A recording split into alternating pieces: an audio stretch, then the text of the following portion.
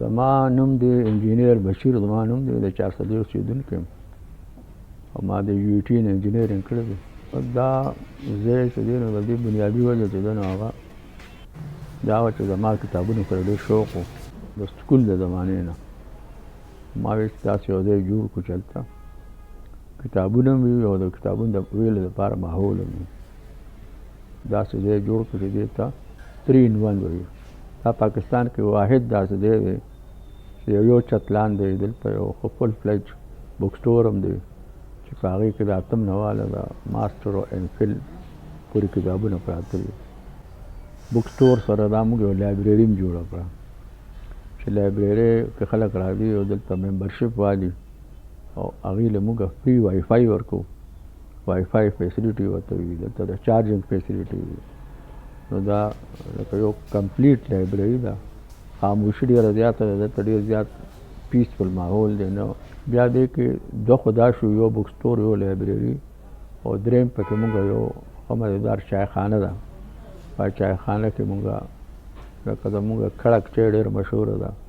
په سوچه پیو کې موږ چای ورکوو خلکو له او هغې سره برګرې سینډویچ او سموسا چاټ او دا چې کوم اهم زموږ ایټم وي هغه هم دلته موږ سره کوو. ممبرشپ زموږ د میاشتې 3000 روپۍ.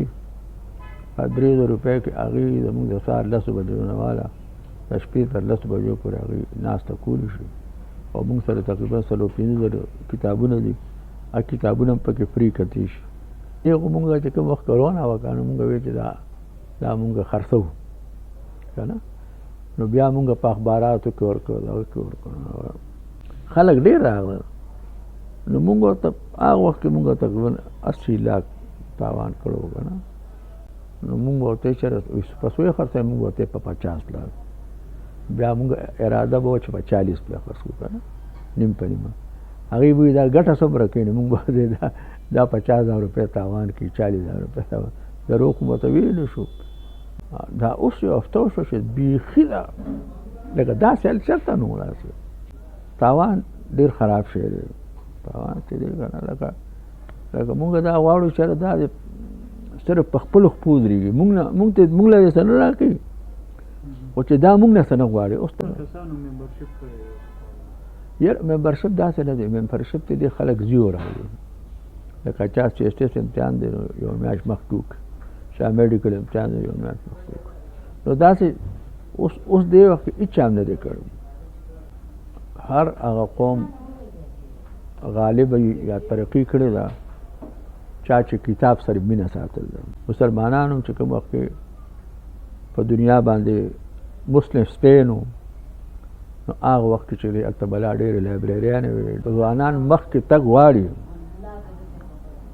د کتاب نه بغیر نشي تللی. او باقي د حکومت خو که غواړي چې هغه د سټوډنټس لپاره او تعلیم لپاره ته کار وکړي نو داسې انسټیټیوشن په کار چې هغوی سپورټ کړي چې مونږ دلته حقیقت دا دی چې دا داسې بزنس نه دی چې په دې کې به مونږ څه ډېرې پیسې وګټو. مونږ ته اول نه دا پته وه.